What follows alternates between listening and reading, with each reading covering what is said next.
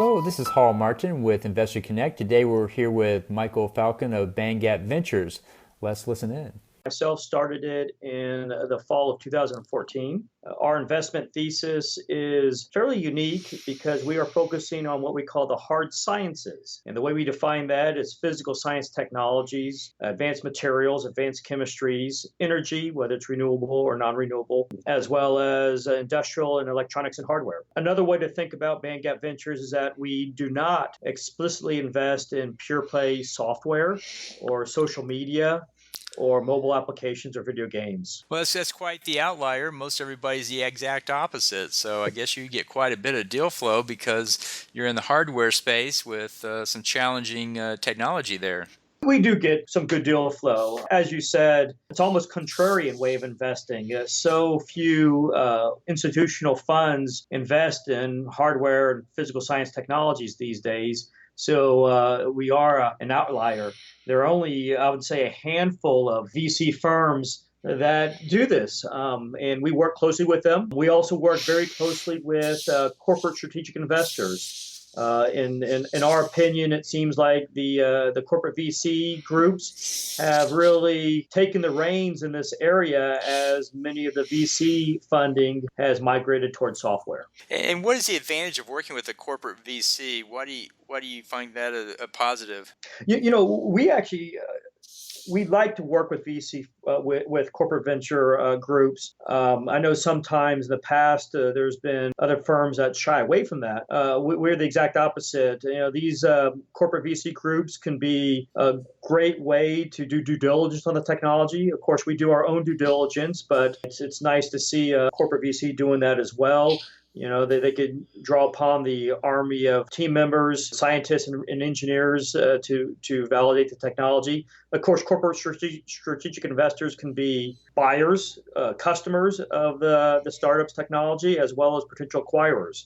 So for all those reasons, we like to work closely with them. And again, as we discussed a little bit earlier, the physical science, hard science technology area is a niche area, and you have to, in our mind, to be successful in that, you need to have a good, strong investor syndicate, and corporate strategics are a good way to do that. Well, I find a number of corporate strategics coming that want to invest in a deal, but they're looking for a lead.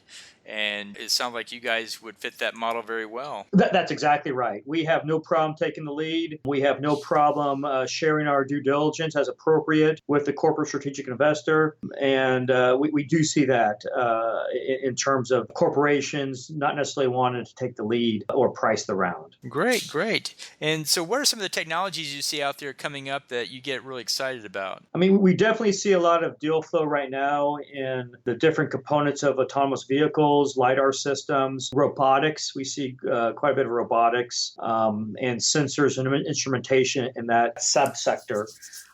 So those are just some of the areas. We also see advanced materials. There's always technologies and research being done at the university level and different corporations. And the advanced materials is not going to go away. So we see a pretty good, healthy deal flow in that area as well. A lot of good technologies there as well, and looks like there's a good opportunity for you guys to get in there as well to do things with it and so forth. So what are some portfolio companies you get excited about? I mean, so we have made 6 investments over the last almost 3 years now. And when I look at the type of companies they are primarily in the advanced materials and chemistry space for no particular reason. It just so happened that that's the type of deals that we were seeing and we're investing in. So we have one company that's based here in Austin called Electron Inks. It is a conductive ink or liquid metal company. It basically is a particle-free silver conductive ink, which is quite different from the standard conductive inks that you read about that are nanoparticle based. And so we went ahead and took the lead and invested in that deal. We put the first money in, institutional money, and then we a couple months later, after talking to Applied Materials, their VC group called Applied Ventures also put money in. So of course we're excited about that. They've been growing and working with different cell phone manufacturers, piloting their technology and conductive inks. So that's just one on the material side. We have a company that does semiconductor devices in the audio space. We also have a company that does anti-corrosion materials in the Pacific Northwest part of the country. And then we have a company in Boston that is in the agriculture space. But we looked at it more from an advanced materials perspective, but they have it's almost what you consider a virtual plastic bag that goes over pod plants at the pre-harvest level. And there's no insecticides, but you still prevent bugs from planting their eggs, if you will, into pod plants such as cocoa plants and coffee bean plants. So for the deals you invest in, where do you spend most of your time in helping those guys? What help do they need, and where do you find you're focusing most of your energies? Great question. We help them out on kind of the high level strategy, going after certain markets, understanding and trying to help them qualify customers, or at least a group of customers, and making certain that if they're going after one customer, that those customer needs can be applied to other customers, so you have a platform and you're not just handcuffed to one particular customer. So that type of strategy, business development, marketing strategy, we work with them on that. And then, of course, on future fundraising, we work closely with the firms, with the startups, with our startups to provide them advice, connections, contacts, sounding board as our portfolio companies raise new cash as necessary. That's great. That's great. So where do you see your fund going from here? Is it getting bigger and you're doing more deals, or are you just trying to spend more time with the portfolio? We're spending more time with the portfolio right now. It's only been 2.5, almost 3 years now. It's our first fund together, Sam, Kim, and myself. So we're still putting the money to work. We're looking to maybe invest in maybe 1 or 2 more deals, and then we'll keep the rest of the money in reserves for the fund number 1, and we'll see if it makes sense to do a fund number 2. There you go. Well, that's great. Well, it's good to catch up with you. In the few minutes we have left, what else would you like to cover?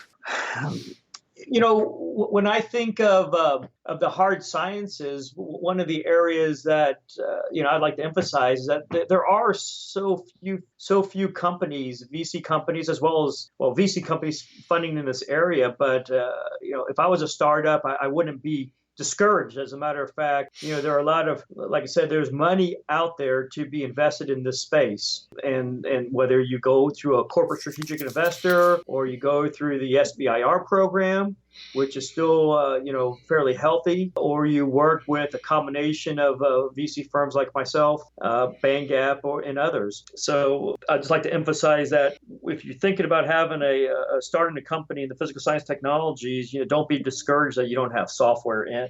That's not a software deal. Well, that's good advice. There's still plenty of value in hardware, and it seems like some of the technologies like 3D printing and autonomous vehicles are going to swing the pendulum back the other way here pretty soon. It just seems like there's a lot of hardware things coming up that have a lot of great potential for innovation.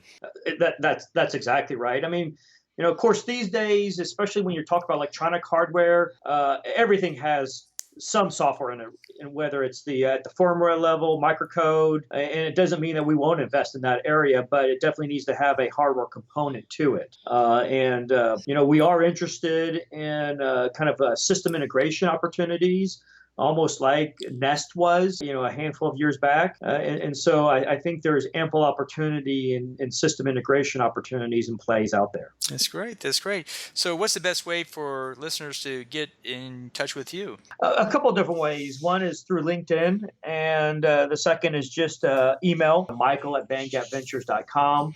And I'm certain, Hall, you'll post that information up there. You can reach us through our website. We have a online form there you fill out if you want to submit documents to us and so forth, or contact us that way. Yeah, we'll put those contact details in the show notes so people can get back in touch with you that way as well. Thank you so much for taking time to join us today. No problem, Hall. Appreciate it.